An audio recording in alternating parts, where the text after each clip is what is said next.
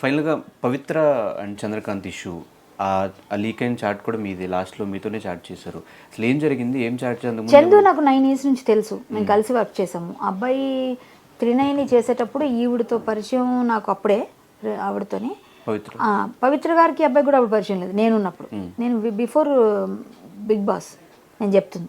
Big బాస్కి వెళ్ళి వచ్చిన తర్వాత మానేశారు. అప్పుడు ఈ అబ్బాయి క్యారెక్టర్ని అటు మలిచారు, తనకి అసిస్టెంట్, ఒక బ్రదర్ లాగా. నాకు ఆమె నా ఇంటికి వచ్చేది అక్కలాగా అనమాట, నేను ఆమెకు అక్కలాగా క్యారెక్టర్స్ చేసాము అట్లా. అది బాగానే వెళ్ళింది ఆ టైంలో. తర్వాత అడిగారు, నేను కొంచెం అమౌంట్ సార్ అని వెళ్ళలేదు మళ్ళీ నేను 39కి. అప్పుడే వీళ్ళిద్దరికి పరిచయం అనుకుంటా. అంతకుముందు ఈ అబ్బాయి వేరే 2-3 సీరియల్స్ మాతో చేసినప్పుడు మంచి పిల్లోడు, బాగా తెలుసు మాకు. అంటే ఒకటే కమ్యూనిటీ అవ్వడం కూడా కొంచెం మా ఇద్దరికి క్లోజ్నెస్, అంటే మా అన్ని విషయాలు మాట్లాడుకునేవాళ్ళం ఆ విషయాలు.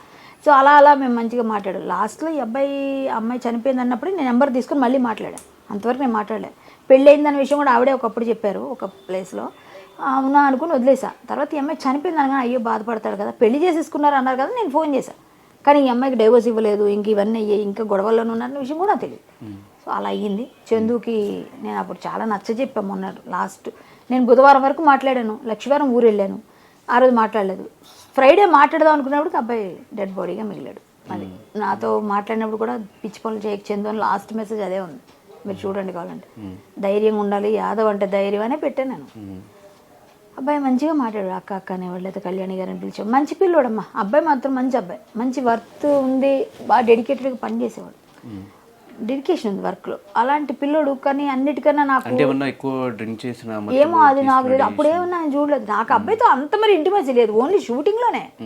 అలాంటప్పుడు మేము మాట్లాడుకునేది ఏదైనా ఉంటే అంతవరకే.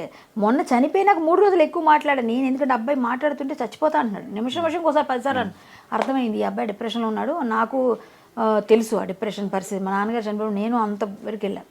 మళ్ళీ నన్ను తమాయించుకొని వచ్చి మా ఫాదర్ లేనప్పుడు నేను మా ఫాదర్కి బాగా ఇదనమాట, నేను పెట్టిన ఇంకా నాకు శూన్యం అయిపోయింది.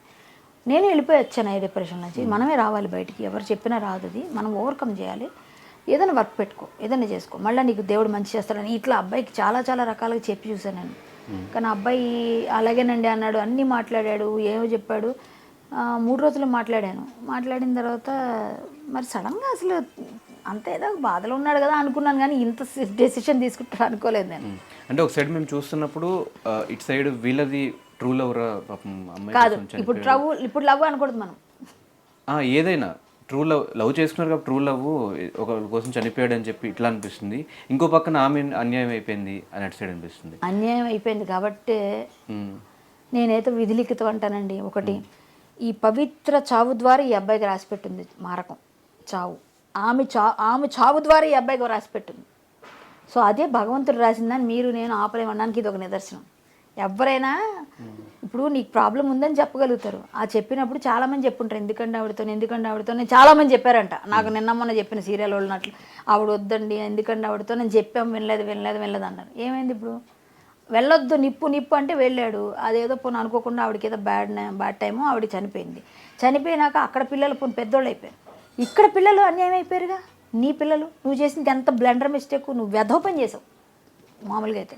ఆ పిల్లల లైఫ్ని తీసేసావుగా. ఇప్పుడు ఆవిడ వెళ్ళిపోయింది పోను, వెళ్ళిపోయిన తర్వాత నువ్వు సమాయించుకొని సరే చేసిన పాపము ఏదో అయిపోయింది, నా లైఫ్ పోయింది, ఇప్పుడైనా ఈవిడ జాగ్రత్త చూసుకుందాం, పిల్లల్ని చూసుకుందాం అని ఉండాలి కదా. ఇది చేశాడు కాబట్టి అబ్బాయి చనిపోయినాక వాళ్ళ వైఫ్ వచ్చాక నాకు అనిపించింది. అంతవరకు 3 రోజులు మాట్లాడినప్పుడు ఇవన్నీ తెలుసుంటే చెడామడా తిట్టేదాన్ని నేను.